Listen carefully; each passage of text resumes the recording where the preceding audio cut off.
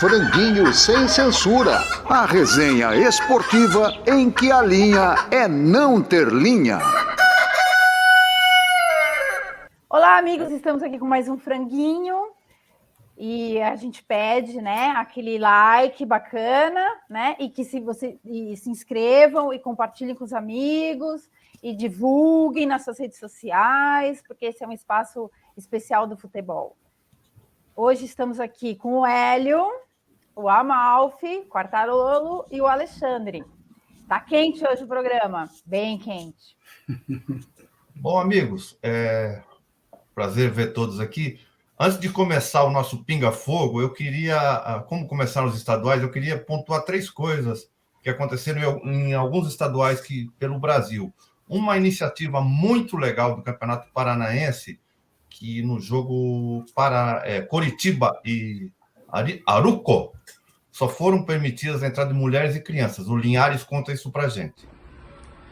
Meus amigos do Franguinho Sem Censura, estar de volta aqui é muito gratificante, muito bom, um privilégio falar com vocês de novo. Bem, vou comentar um assunto aqui muito bacana que aconteceu no final de semana na abertura do Campeonato Paranaense. Coritiba e Atlético foram punidos e teriam que jogar as primeiras rodadas do campeonato, Coritiba primeiro, Atlético as 2 primeiras, de portões fechados sem torcedores. Curitiba conseguiu reverter essa punição e o Atlético também, e só mulheres e crianças até 12 anos foram permitidos no estádio. Não pagaram ingresso, levaram 1 quilo de alimento não perecível e ainda fizeram essa ação social para poder entrar no estádio.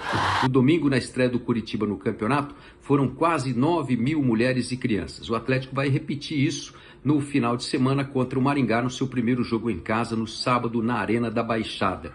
É uma ideia legal que deve ser levada adiante e eu acho que pode ser adotada em todo o território brasileiro, né? Fica a sugestão, ao invés de ter jogo de portão fechado, permite mulheres e crianças, o ambiente fica tranquilo, fica muito legal e a atmosfera fica fantástica e mágica, né? Dentro dos estádios. A outra é uma coisa muito curiosa. No Campeonato Paraense, uma rádio, na hora da escalação, em vez de tocar o hino do Paysandu, lá na Curuçu, tocou o hino do Remo. A bola rolou no final de semana para amistosos, de última hora, eu diria, né? E no amistoso do Paysandu, aconteceu o inusitado. Na hora da escalação da equipe, na sonoplastia, entrou o hino do Clube do Remo. A emissora já se desculpou, fez uma nota esclarecedora sobre o assunto, mas o Paysandu também fez a sua nota de repúdio pelo fato. E a Associação dos Cronistas Esportivos do Pará, a ACLEP, Associação dos Cronistas e Locutores Esportivos do Pará, tenta apagar o incêndio. Que final de semana, hein, amigos? Um abraço. E a terceira é, no Campeonato Paulista, a truculência de sempre. Um torcedor no estado de Santa Cruz do Botafogo de Ribeirão, ele pedindo anistia não, e a PM paulista parece que não entendeu que esse tempo acabou e baixou o cacete. Sem anistia! Sem anistia! Sem anistia! Eu não encontro nem. Para de fazer! Zero!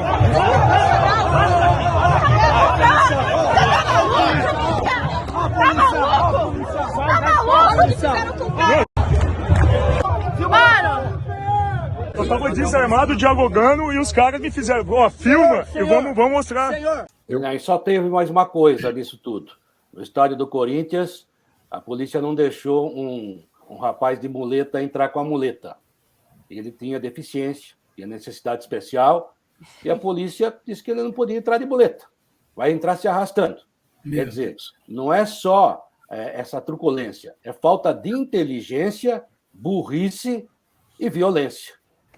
Amigos, tudo bem? A Federação Internacional, o Instituto Internacional da Alemanha de História e de Futebol e Estatística, elegeu o futebol brasileiro, o campeonato brasileiro, como o mais difícil do mundo, superando a Premier League. Daí, na terceira colocação, ficou o campeonato espanhol, depois o campeonato alemão, e depois fechando o top 5 aí, o campeonato italiano. O campeonato francês, que tem Messi, Mbappé e Neymar, ficou na sexta colocação.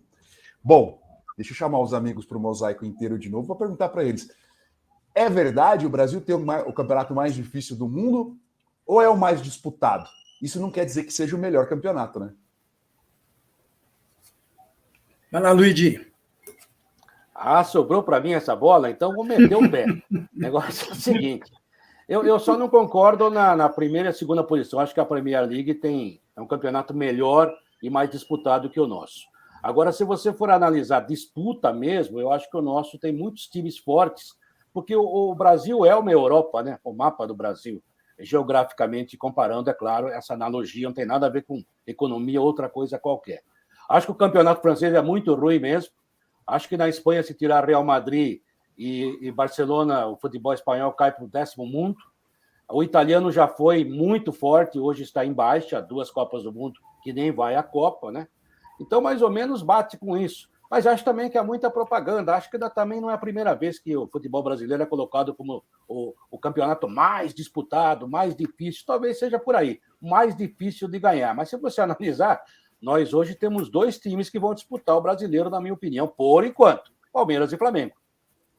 Agora, Luiz, você sabe que essas estatísticas, estatística não é uma coisa mais séria, mas essas enquetes, esse tipo de votação, eu fico com meio assim, olho meio torto, porque geralmente, quando você vai buscar na origem, né, tem alguns interesses. Tem sempre uma coisa que, vamos eleger tal coisa porque vai ser melhor para nós, ou porque vamos ganhar mais dinheiro, porque vai fazer a propaganda desse ou daquele que está precisando e tal.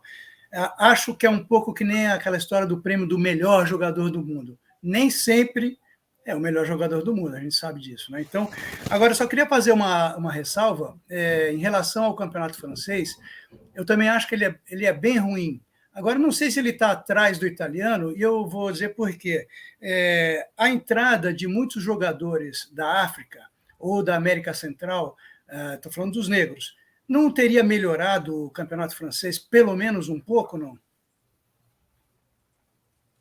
Eu acho que o campeonato brasileiro já foi um campeonato disputado, acho que hoje não mais tanto, com 12 candidatos ao título, né? Falamos que eram os 4 paulistas, os 4 cariocas, os 2 mineiros e os 2 gaúchos. Acho que não mais hoje, né?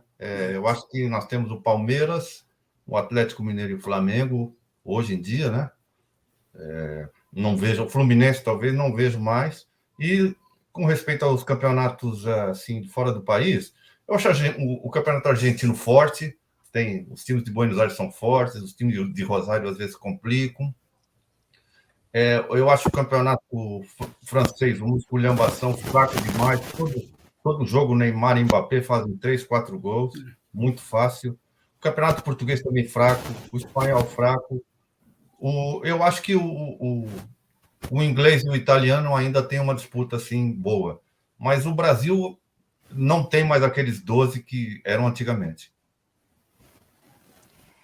Bom, vou pegar carona no que o Quartarolo falou sobre a quantidade de clubes que talvez faça o nosso campeonato mais disputado. Segundo a FIFA, o Brasil tem quase 700 clubes profissionais. E a Inglaterra, por exemplo, tem 72. Então, talvez por aí, pela matemática da quantidade de clubes, ele seja o mais disputado. Mais forte aí eu já não sei, que aí tem a ver com a qualidade dos jogadores. É complicado, mas pelo menos isso a gente ganha. Não ganhamos a Copa, mas esse ranking estamos em primeiro.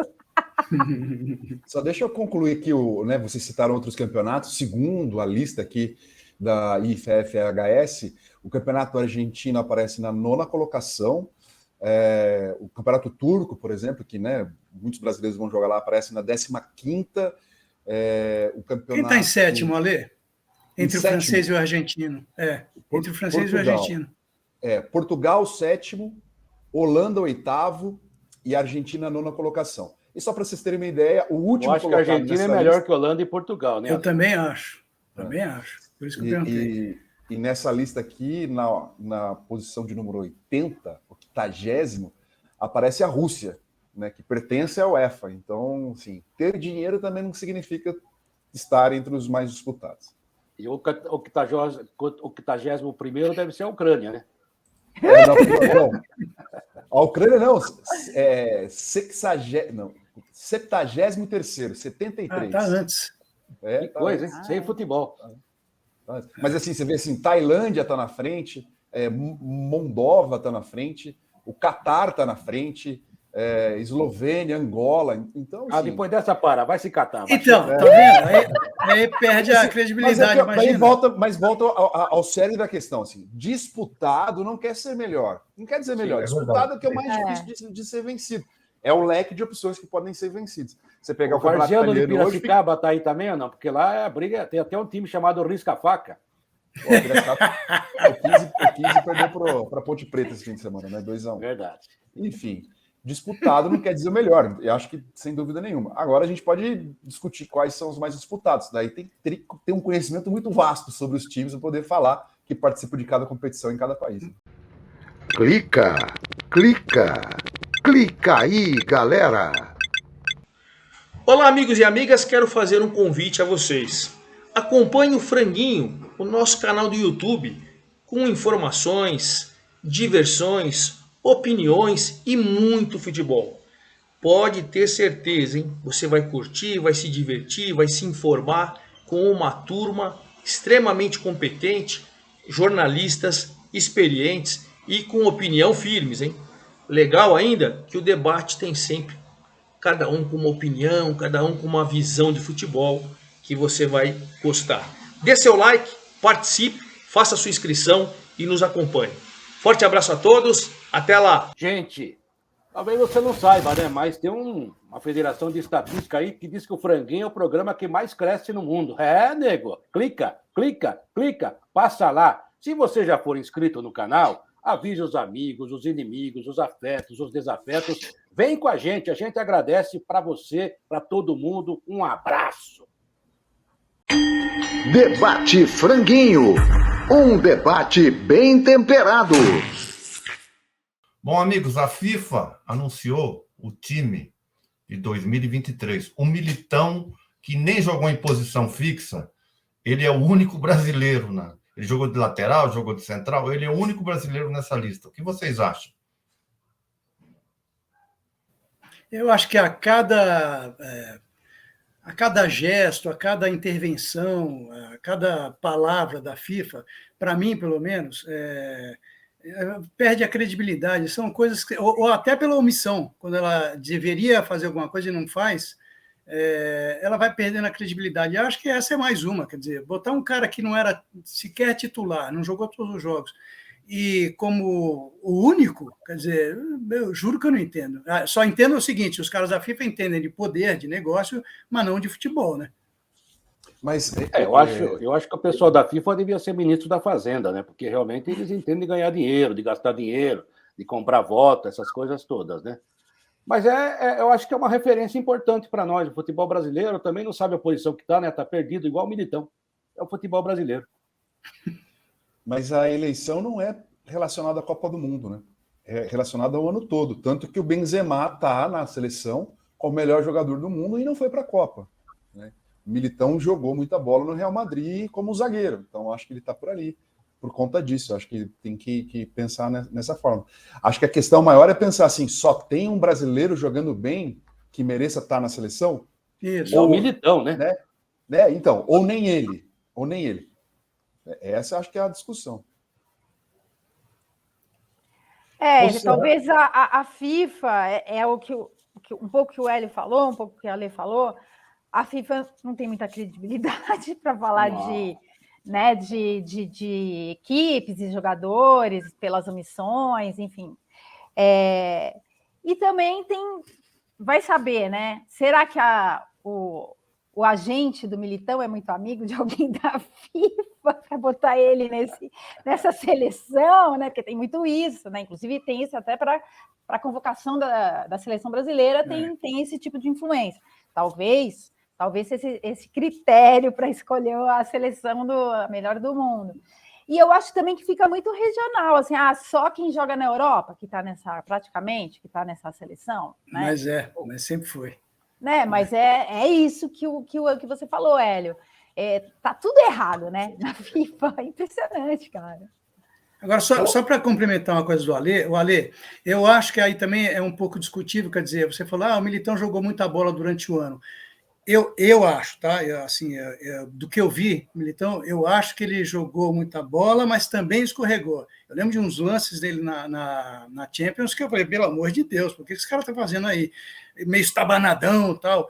Me lembrou alguns piores momentos do Davi Luiz, naquela época que ele saía que nem um doido e quase entregava a rapadura. É só uma observação.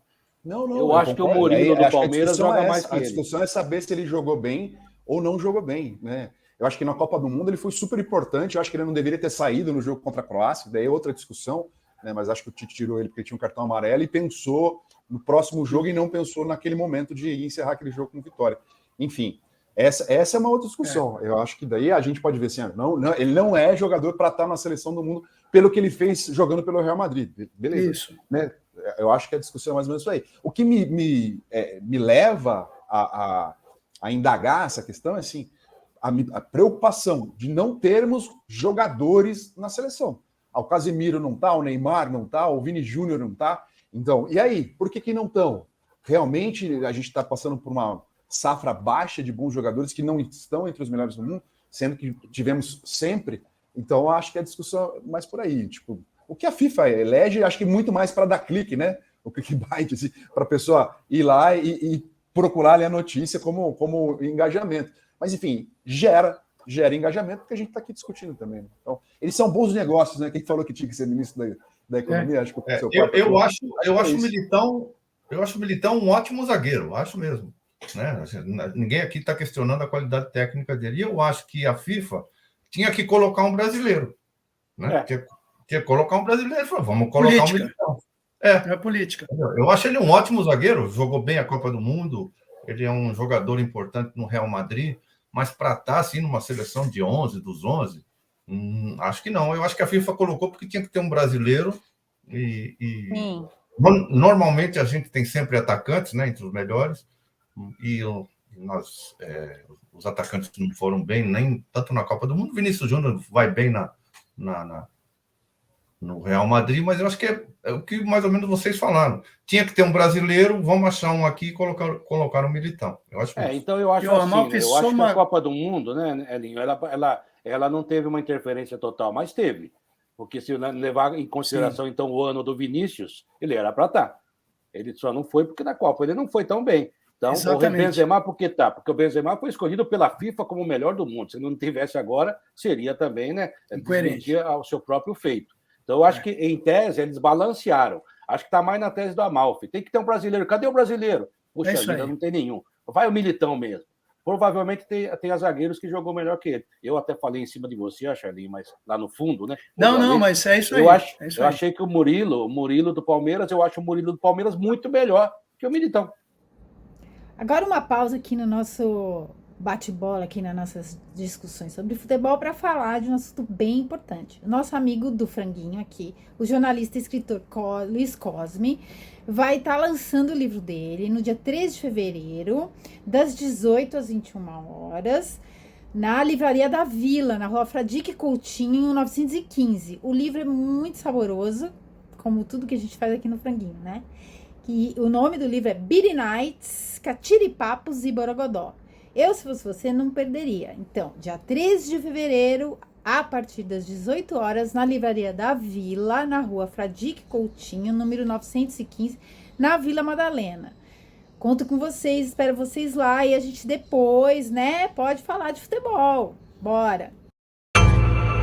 Par ou ímpar? Quem joga mais? Meus amigos, aqui também a gente tem a nossa seleção. Olha, e vamos, inclusive, motivar a garotada do Brasil. André do Fluminense ou João Gomes do Flamengo? Quem joga mais? E aí, meus amigos? Eu acho que as mulheres deviam começar, só por educação. Olha o Ale me botando na fogueira. Não, né? Educação. Que bonitinho. Não, então, gente, quem joga mais, quem joga melhor, eu sou uma pessoa meio assim, tradicionalista. Eu fico um pouco triste de ter que escolher, sabe? entre esses jogadores novos, porque eu não acompanho muito esses campeonatos, me dá um pouco de desgosto, sabe? É que eu vi tantos caras bons jogar, então Glória Pires total nesse momento. Não vou comentar. Prefiro não opinar.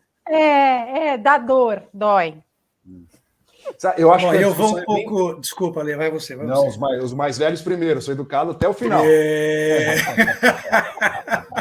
Então, eu vou seguir um pouco na linha da Marcinha no seguinte: eu vi muito mais o João Gomes jogar até agora do que o André do Fluminense. Então, seria injusto da minha parte. Eu votaria o João Gomes, porque joga muito mais, tal, mas eu não vi o André tanto jogar. Então, eu vou ficar aqui quietinho, tá bom? Vou ouvir vocês. Nossa, primo, você é ótimo.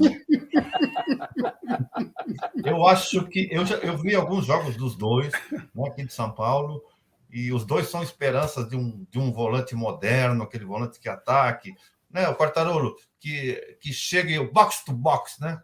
Box to box. Eu gostei muito do André, porque eu acho que ele finaliza melhor. Gostei muito do André. Eu vou votar no André. Vou sair do muro. Agora não tem jeito, Ale. Eu achei que isso eu votaria também. Eu vou, porque você é mais velho que o Luiz, só por isso. Não, é coisa de meses. Coisa de meses. Coisa de meses, de dias. Assim, eu acho que os dois têm grandes chances de estar na próxima Copa. Os dois. O João Gomes está aí uma pressão para ele sair, né, do Flamengo. O Lyon está pressionando e aqui o Wolverhampton da Inglaterra, né, estão querendo. Existe uma intenção maior dele ir para o futebol inglês. O Lyon é o investidor, né? No caso. É isso. É o Textor. Isso. Enfim, eu acho que os dois são muito bons jogadores, como a Malfi diz, jogadores com a modernidade, de bom toque de bola, principalmente. Acho que o João Gomes deu uma arrumada no meio-campo do Flamengo e deu condições, principalmente para o Davi Luiz recuperar o bom futebol, porque o Davi Luiz precisava ser zagueiro e só sair jogando. E isso foi muito bem para o Flamengo. Mas eu gosto do André. Exatamente. E eu gosto do estilo do André. Eu acho que ele tem uma técnica interessante, é um jogador que aparenta ser mais habilidoso. É mais vistoso ver o André jogar. Por isso eu fico com ele. Ale, você falou mais ou menos o que eu ia falar. Eu acho o João Gomes excelente, mas eu acho bonito a forma do André jogar. O André joga bonito, né? E é eficiente também. O André, inclusive, me passa a impressão que ele pode até jogar um pouco mais à frente, tal a qualidade dele. Mas o João Gomes ganhou mais que ele, o time do Flamengo mais forte, ganhou Libertadores, enfim, ganhou Copa do Brasil. Parece-me que está um pouco mais à frente. Mas realmente você tem razão. O futebol dele é bonito, é vistoso, né? E eu não gosto, e agora o Lito acho que vai concordar comigo. Eu não gosto dessa expressão que vocês usam, esse pessoal da imprensa. Volante moderno. Por que é volante moderno? Porque ele sabe jogar. O Falcão era moderno. O Dino Sani não sabia jogar, o Zito não sabia jogar. A gente hoje acha que o cara que joga bem é moderno. Eu gosto do bom. O bom é bom. E eles são bons, né? E não estou criticando ninguém, não, viu? Ale, a Malfi. Mas, e no fim estou criticando, né? Mas a verdade é a seguinte, né? O Tostão me falou uma vez: você viu o Dino Sani jogar? Eu falei: pelo amor de Deus, eu nunca vi o Dino Sani jogar. Eu falei: então, esse era moderno também. Isso há 60 anos atrás, né? Mas eu acho, seu Quarta, que quando a gente falava de volante, a gente ficou muito tempo numa época que o volante era o terceiro zagueiro, né? Era o Fabinho, era o pé duro, do Corinthians, que voltava, né? De zagueiro. Ele não passava do meio campo. Eu acho que daí a gente falou assim, modernizou ou voltou ao passado, né? De volta para o futuro, para chamar Dudu, para chamar Dino Sani, Falcão, né? Esses caras que tinham chegado. Edson Cegonha, né? Que o próprio Tião do Corinthians fazia gol, sabe? Então, os volantes antigamente, Zé Carlos do Cruzeiro, né? Depois Guarani, Andrade, Adílio, não precisa nem falar, né? A gente teve um retrocesso, acho que o Ale quer dizer, esse negócio do cabeça de área, né? Então, a gente voltamos de volta ao futuro, como o Ale falou, o Pirlo, o Verón. Então, enfim. Mas eu acho que o André está nessa aí, por isso que eu votei no André. Meus amigos, eu tenho uma indicação a fazer.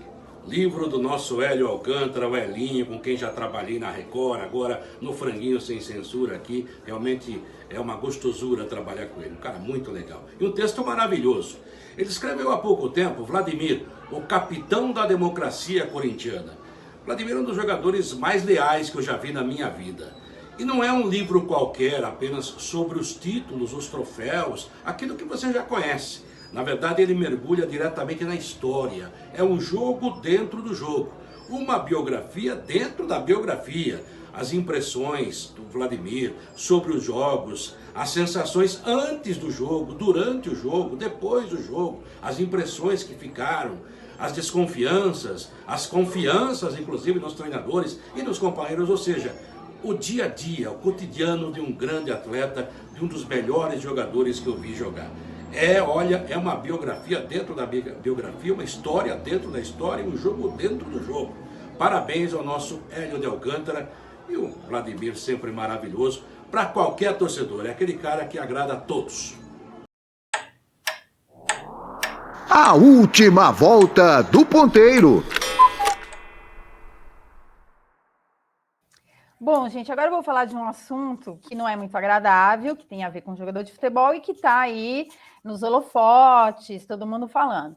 O caso do Daniel Alves, né, que foi acusado de agressão sexual na Espanha durante uma balada que ele estava lá ele foi se divertir numa boate em Barcelona e teria agredido uma garota, né? Cometeu essa agressão sexual, uma agressão que teria começado na pista de dança e quando a garota foi ao banheiro, ele a seguiu e teria, enfim, estuprado a menina, forçado ela a fazer relação sexual com ele, enfim. E agora o destino do senhor, né, só que não, está preso em Barcelona, inclusive foi transferido, ele estava numa cadeia, foi transferido por questão de segurança, né? Porque todo mundo sabe que no código da cadeia, né, estuprador não é uma pessoa muito querida, né? Até entre os colegas meliantes. Então, esse é o assunto aqui do franguinho agora. É tenebroso, terrível, não é o primeiro, né, da seleção que comete esse tipo de agressão. Parece uma maldição, karma aí desses jogadores. Para que fazer isso, né? Horroroso. E agora sim, gente, meninas, a gente não pode assim ser um pouco mais incisiva, né? Ela não estava sozinha, ela estava com umas amigas, vamos berrar, vamos, sei lá, dar um chute no saco, né? Sei lá, aprendi quando era garota que a gente, quando estivesse assim numa situação meio esquisita com garota, dá um chute no saco, né? Uma porrada, né? Em homenagem aos 400 e sei lá anos de São Paulo que hoje é comemorado. E aí, meninos? Bom, eu, como mulher, já dei minha opinião. Posso aí me engalfinhar com alguns de vocês. Eu vou dar a minha, Marcinha.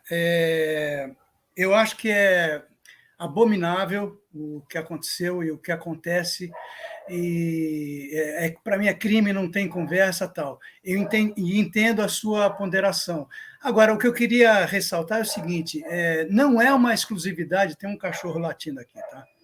Não é uma exclusividade do futebol, mas o mundo do futebol tem uma coisa que parece uma prática, porque isso não é de agora, né? Isso acontece há muitos anos, só que parece que foi aumentado, que aumentou o número de casos, ou que os casos estão sendo, que eu acho que é mais isso, estão debaixo de holofotes, por causa de celular, por causa de um monte de coisa.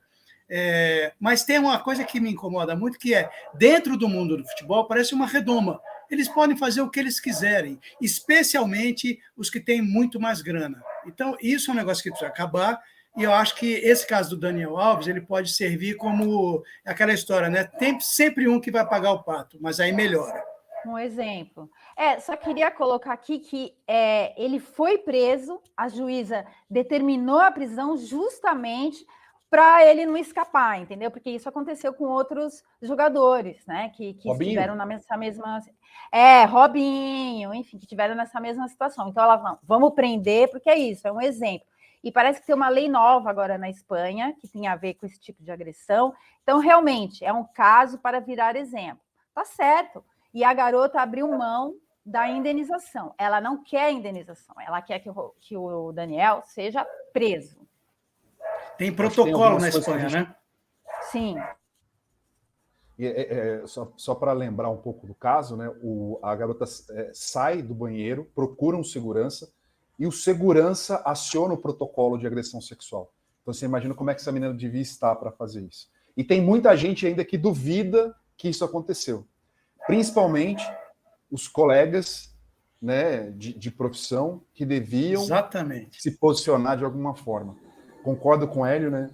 Existe um protecionismo do homem, né, machista, protecionismo de poder aquisitivo. Quanto mais rico, quanto mais famoso, mais possibilidades você tem de se safar disso. E esse problema realmente está em qualquer camada da sociedade, desde da mais baixa até a mais alta, com esse protecionismo. Os acima cada vez mais. Cara, é horrendo, não tem outra coisa para falar. E uma coisa que me choca muito, assim, tipo, todas as provas foram dadas, né, e as pessoas ainda meio que na dúvida, né, tipo assim, duvidando da vítima. Isso é muito cruel para as mulheres.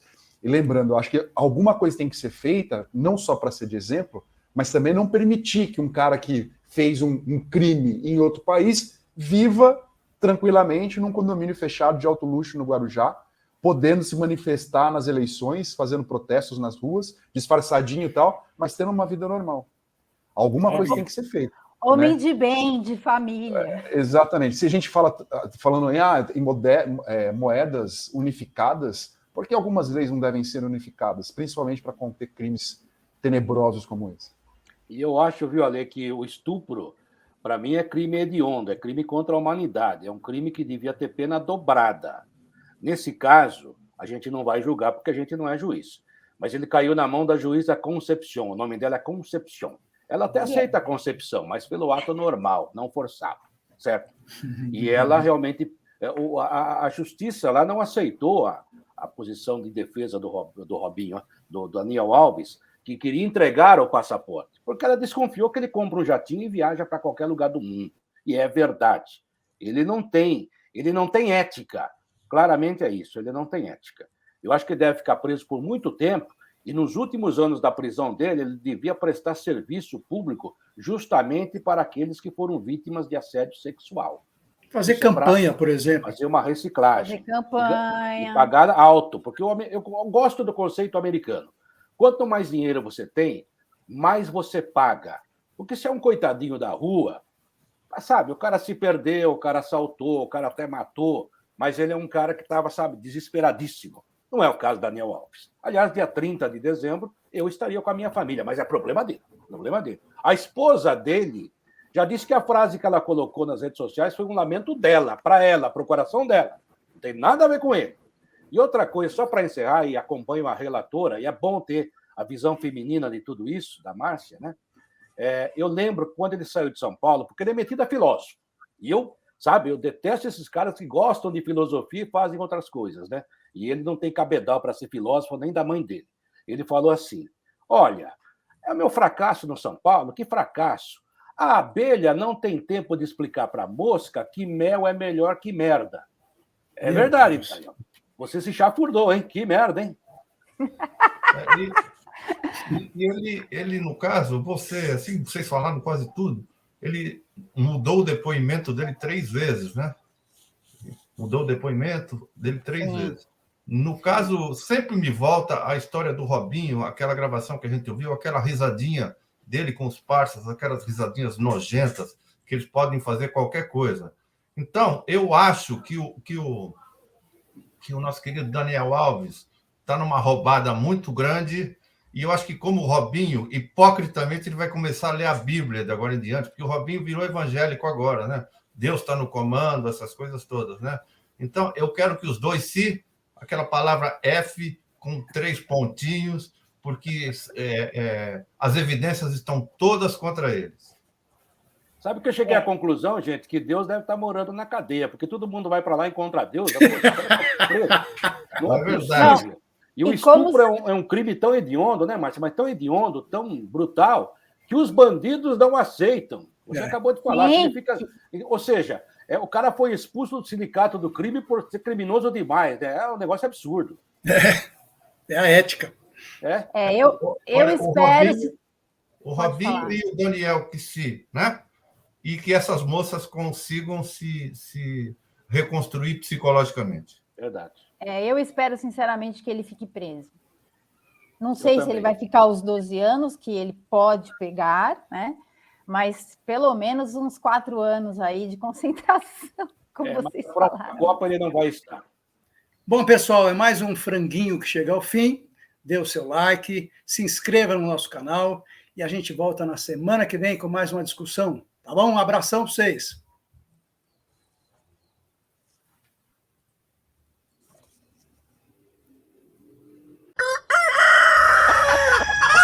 Franguinho sem censura. A resenha esportiva em que a linha é não ter linha.